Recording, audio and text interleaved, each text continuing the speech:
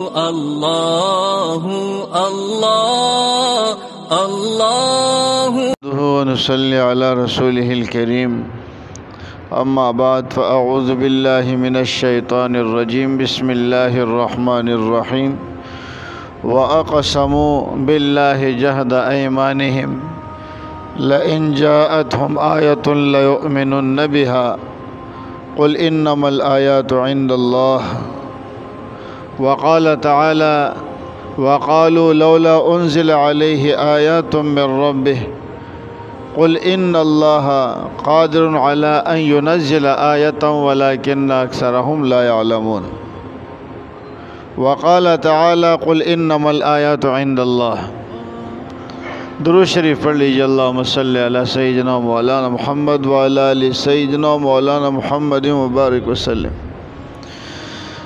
رسول اکرم صلی اللہ علیہ وسلم کے ذات بابرکات پر، ذات اقدس پر جو اعتراضات کیے جاتے ہیں ان میں سے ایک اعتراض یہ بھی ہے کہ جو نبی ہوتا ہے نبی کے پاس معجزات ہوتے ہیں، اور ہمارے نبی علیہ السلام کے پاس نعوذ باللہ بقول ان کے ایک بھی معجزہ نہیں۔ بھائی آپ کو کس نے کہا کہ نبی علیہ السلام کے پاس معجزہ نہیں ہے؟ کہتے قرآن کہتا ہے کہ نبی علیہ السلام کے پاس معجزہ نہیں ہے۔ کہاں قرآن نے کہا ہے کہ نبی علیہ السلام کے پاس معجزہ نہیں ہے؟ تو کہتے جب مشرکین مطالبہ کرتے تھے نبی علیہ السلام سے کہ ہمیں کوئی معجزہ دکھا دیں، تو نبی علیہ السلام آگے قرآن نے جواب کیا دیے، آپ ان سے کہیں کہ معجزات اللہ کے پاس ہے، میرے پاس نہیں ہے۔ آپ ان سے کہہ دیجئے کہ معجزات میرے پاس نہیں ہے، معجزات اللہ کے پاس ہے۔ تو قرآن خود کہہ رہا ہے کہ رسول اللہ صلی اللہ علیہ وسلم کے پاس معجزہ نہیں ہے، تو بغیر معجزے کہ ہم انہیں نبی کیسے تسلیم کریں؟ قرآن تو کہہ رہا ہے کہ معجزات کس کے پاس ہے؟ میرے پاس ہے، آپ کے پاس نہیں ہے، نعوذ باللہ۔ اتنا بڑا جھوٹ۔ بات یہ نہیں ہے، بات یہ ہے کہ وہ حضرات پوچھا کرتے تھے نبی علیہ السلام سے آپ فلاں معجزہ دکھا دے تو ہم ایمان لے آئیں گے، آپ فلاں معجزہ دکھا دے تو ہم ایمان لے آئیں گے۔ تو انہوں نے فرما دیا کہ معجزات دکھانا میرے بس میں نہیں ہے، وہ تو جب اللہ چاہے گا میرے ہاتھ پر معجزہ ظاہر کرے گا۔ آپ نے یہ سمجھ لیا کہ معجزات اللہ کے پاس ہے، نبی علیہ السلام کے ہاتھ پر ایک بھی معجزہ ظاہر نہیں ہوا، نعوذ باللہ۔ حالانکہ مطلب یہ نہیں ہے، مطلب یہ ہے کہ آپ جو ہم سے کہتے ہیں نا کہ یہ فلاں متعین معجزہ ہمیں دکھا دیں، تو فرمایا معجزات دکھانا یہ میرے بس میں نہیں ہے، یہ اللہ کے اختیار میں ہے۔ اللہ جب چاہتے ہیں معجزات ظاہر کرتے ہیں، اللہ کے اشارے کے بغیر کوئی نہیں کر سکتا۔ وَمَا كَانَ لِرَسُولٍ أَن يَأْتِيَ بِآيَةٍ إِلَّا بِإِذْنِ اللَّهِ۔ کسی رسول کے لیے اس بات کی گنجائش نہیں ہے کہ وہ اللہ کے حکم کے بغیر کوئی معجزہ دکھا دیں۔ تو اس میں یہ تو نہیں فرمایا کہ نبی علیہ السلام صاحب معجزہ نہیں ہے، یہاں یہ بتایا جا رہا ہے کہ جو معجزات ہیں یہ نبی کے اختیار میں نہیں ہوتے، اللہ جب چاہتے ہیں نبی کے ہاتھ پہ ظاہر کر دیتے۔ اور انہوں نے مطلب کیا لیا کہ نبی علیہ السلام کے پاس معجزات، حالانکہ نبی علیہ السلام کے معجزات تواتر سے ثابت ہے، جس کو کہتے ہیں تواتر قدر مشترک۔ تواتر قدر مشترک کا مطلب کیا ہوتا ہے کہ ایک شخص کے بارے میں وہ ایک بات تو تواتر سے ثابت نہیں ہے، لیکن اس سے ملتی جلتی کافی ساری باتیں تواتر سے ثابت ہو جائے۔ مثال کے طور پر آپ کہتے ہیں کہ یہ فلاں آدمی بڑا بزدل ہے، دل کا بڑا کمزور ہے۔ دوسرے نے کہا اس نے لال بیگ دیکھا اور مسجد سے بھاگ گیا، پھر آج تک اس مسجد میں نماز پڑھنے نہیں گیا لال بیگ کی وجہ سے۔ تیسرے کہتے ہیں کہ وہ ہمارے ہاں آیا تھا، ہمارے چھپکلی دیکھ کے بے ہوش ہو گیا۔ چوتھا کہتے ہیں نیچے گاڑی نے زور سے ہارن دیا، اس کو جو ہے نا ایک دم بے ہوش ہو گیا ڈر کی وجہ سے۔ تو یہ اس قسم کے جو کئی واقعات اکٹھے ہو جاتے ہیں نا، اور ان سارے واقعات کا مضمون کیا ہو؟ ایک مضمون ہو، تو اس کا مطلب کیا بنتا ہے کہ یہ بات تواتر سے ثابت ہے۔ نبی علیہ السلام کے جو معجزات ہیں وہ بھی اسی نوعیت کے، ہزاروں معجزات نبی علیہ السلام کے مختلف صحابہ کرام سے مروی ہے اور ثابت ہے۔ تو آپ کا صاحب معجزہ ہونا یہ تواتر سے ثابت ہے، اس میں کوئی شک نہیں ہے۔ ہاں قرآن کریم میں کوئی تضاد نہیں ہے، اور آپ لوگ جو ہے نا وہ جھوٹ بول کر قرآن کریم کے معانی اور مفاہیم کو کسی اور طرف لے جاتے ہو، اور پھر کہتے ہو جی قرآن تو کہتا ہے کہ نبی علیہ السلام کے پاس کوئی معجزہ نہیں۔ ان معجزات کے اوپر ہمارا جو گفتگو ہو چکی ہے، یہ اچھا خاصا تفصیلی موضوع ہے، اس کے بارے میں بس اتنی سی بات یاد رکھیں، بس مختصر سی شارٹ کٹ۔ معجزہ اور کرامت ہوتا ہی وہی ہے جو انسانی عقل کے خلاف ہو، جو عقل میں آنے لگے وہ معجزہ کہلاتا ہی نہیں ہے۔ کوئی بات معجزہ تب تک کہلائے گی کہ جب وہ بات عقل کے خلاف ہو، اگر وہ معمول کے مطابق ہے، عادت کے مطابق ہے، عقل کے مطابق ہے، تو اس کو پھر کوئی معجزہ نہیں کہتا۔ ٹھیک ہے، انسان عورت سے بچہ پیدا ہونا، عورت سے شادی کے بعد بچہ پیدا ہونا، یہ کیا ہے؟ یہ معمول کے مطابق ہے۔ اب یہ اعتراض معجزات پر کون کرتے ہیں؟ عیسائی کرتے ہیں۔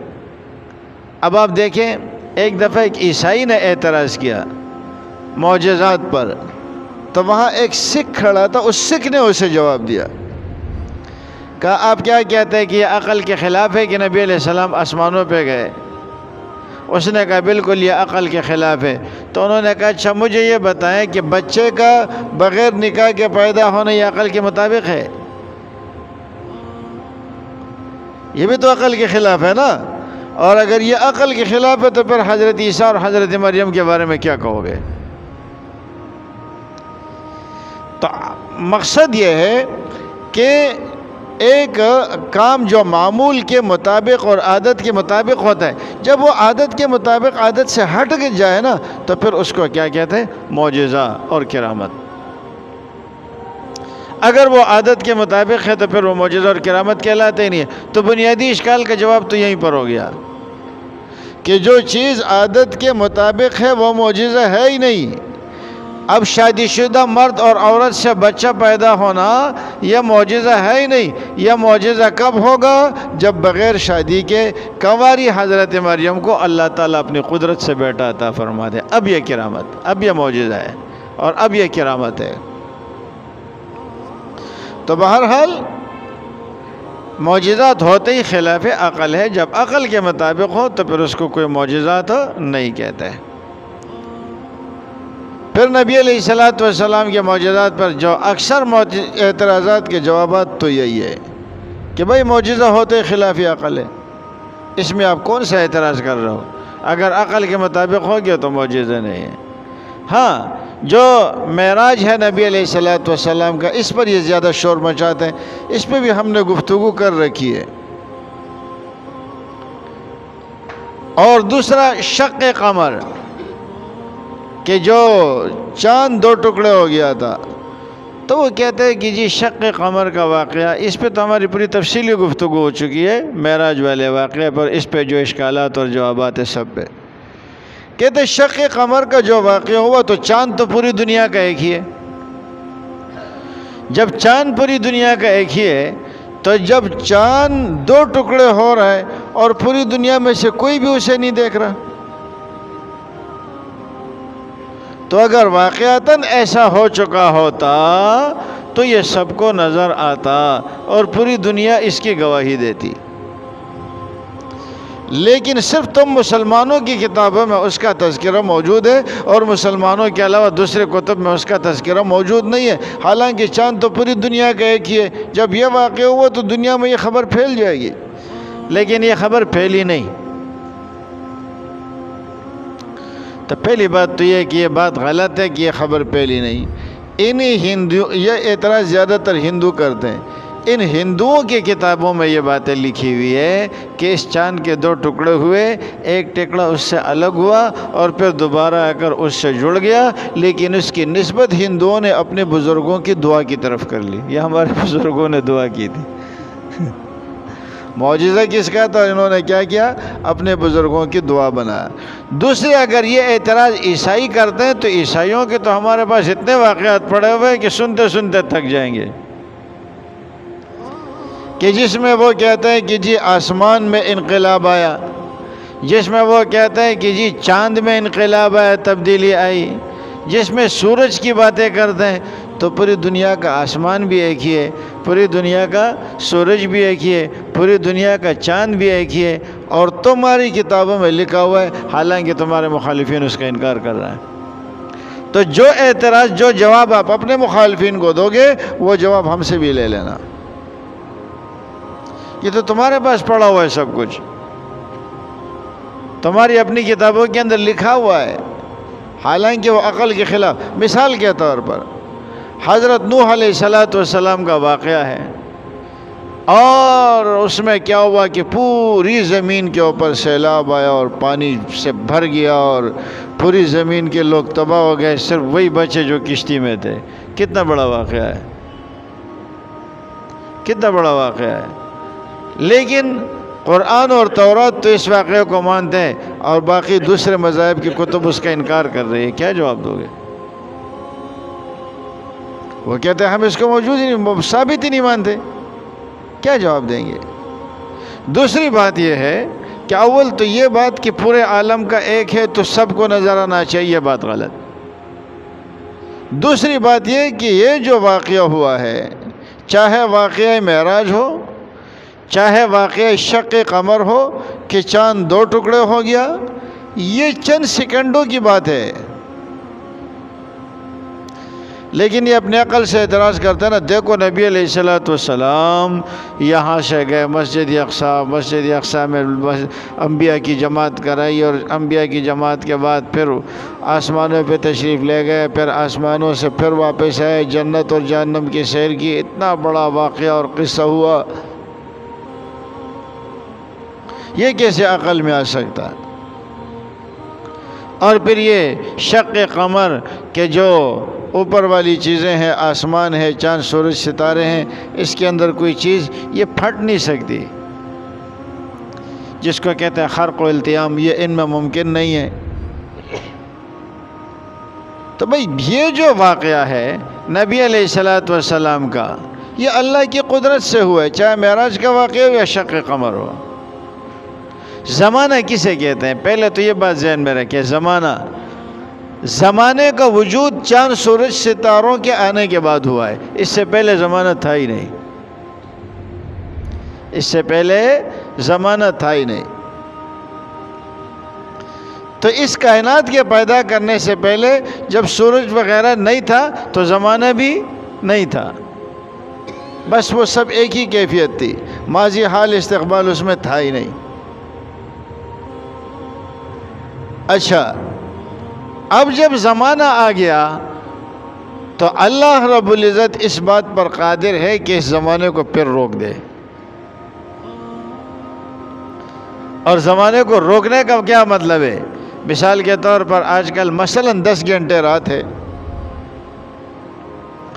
اب آپ اپنی گھڑی کو روک دیں اور 10 بجے پر ہی اس کو بند کر دیں، تو آپ کے یہاں 24 گھنٹے گزرنے کے بعد پھر دیکھیں گے، پھر بھی آپ کا کیا ہوگا؟ 10 بجے ہوگا۔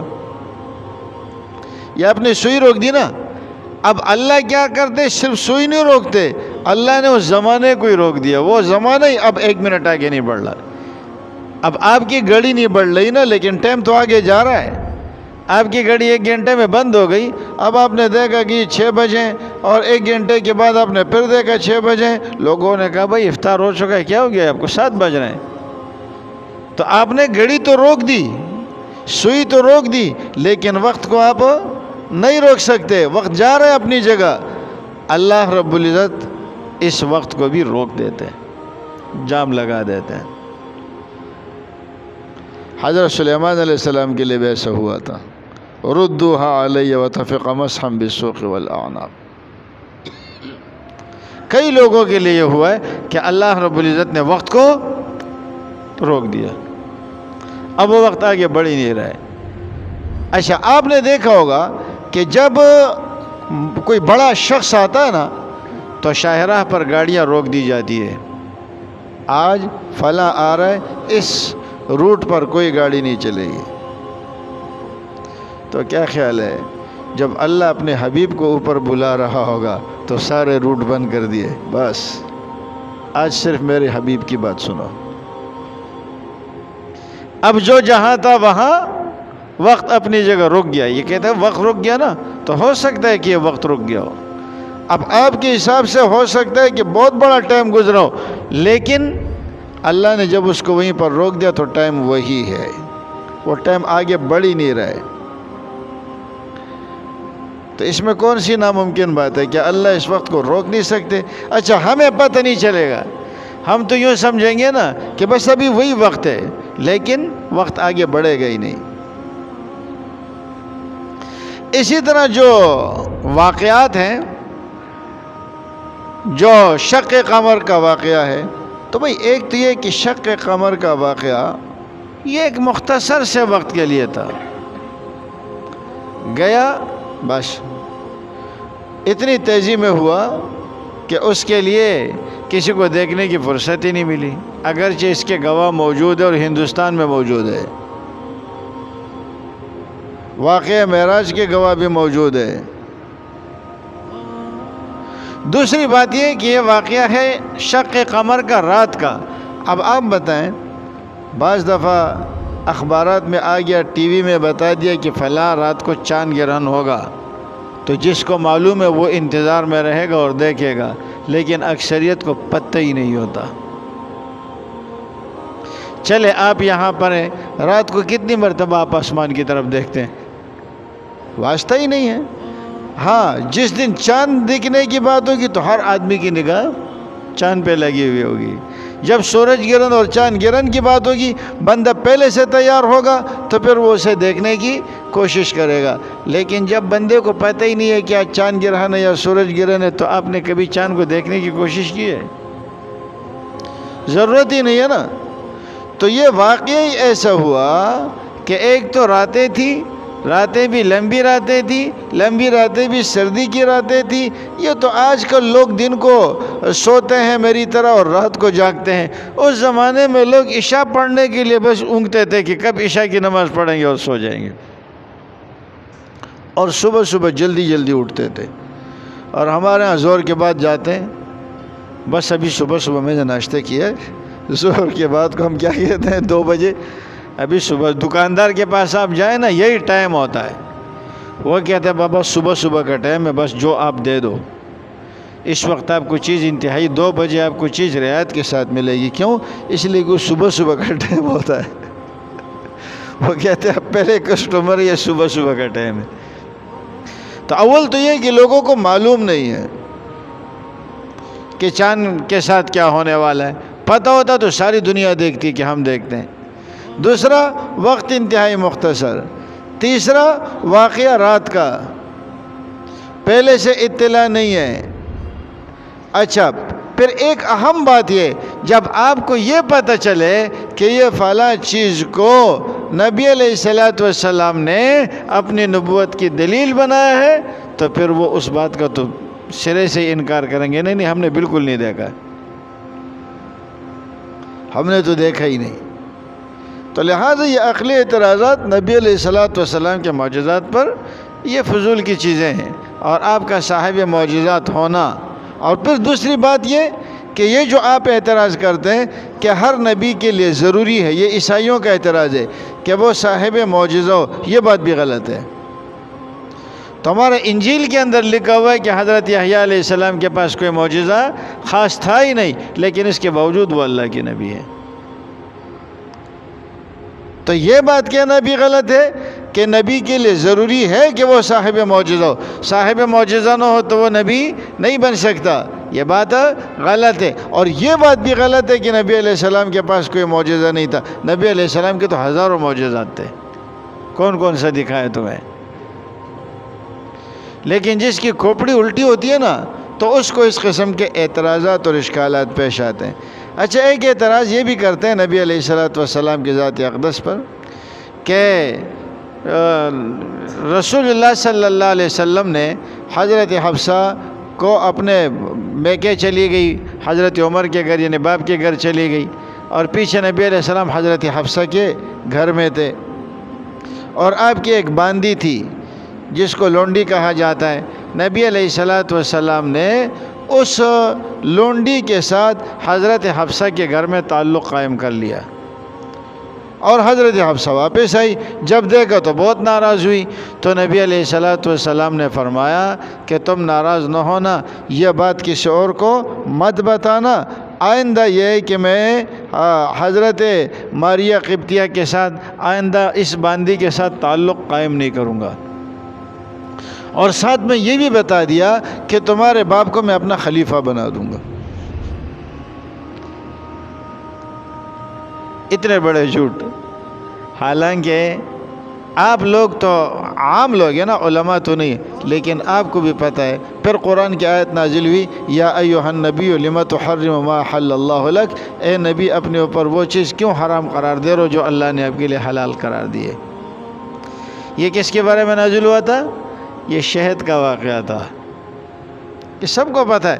نبی علیہ السلام نے یہ شہد کا واقعہ تھا کہ آپ ایک زوجہ کے گھر گئے اور انہوں نے کہا کچھ رک گئے، حضرت عائشہ اور حضرت حفصہ رضی اللہ تعالیٰ عنہما سمجھ گئی کہ شاید ان کو کچھ کھلائے پلائے۔ جب آپ واپس آئے تو کہنے لگے، یا رسول اللہ آپ کے منہ سے مغافیر کی بو آ رہی ہے۔ ایک قسم کا گوند تھا جو بدبودار تھا، اور نبی علیہ السلام کو بدبو سے سخت نفرت۔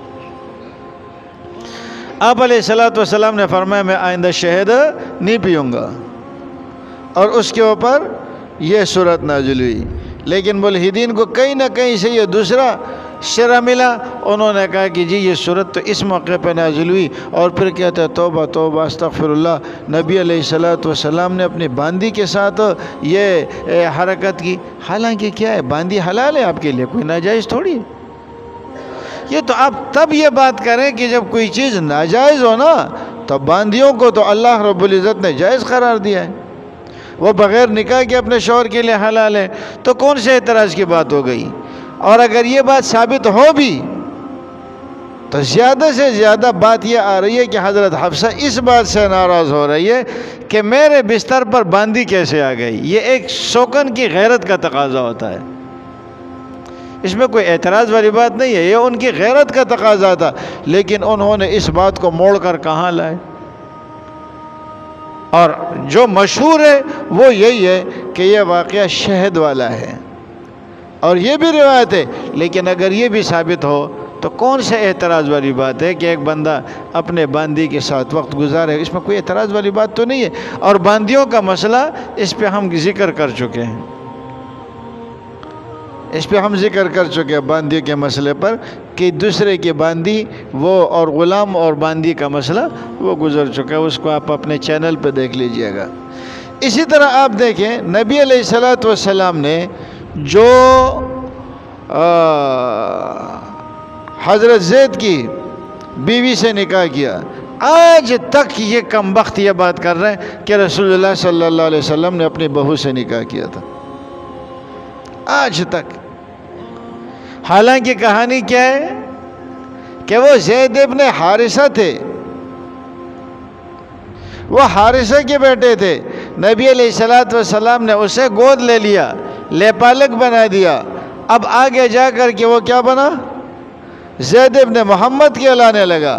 اور نبی علیہ السلام نے پھر یہ ہے کہ اللہ نے آیتیں نازل فرمائی کہ زید ابن محمد نہ کہا کرو، زید ابن حارثہ کہا کرو۔ متبنہ بنانے سے کوئی بیٹا نہیں بنتا، جب متبنہ بنانے سے کوئی بیٹا نہیں بنتا تو اس کی بیوی بہو کیسے بن گئی؟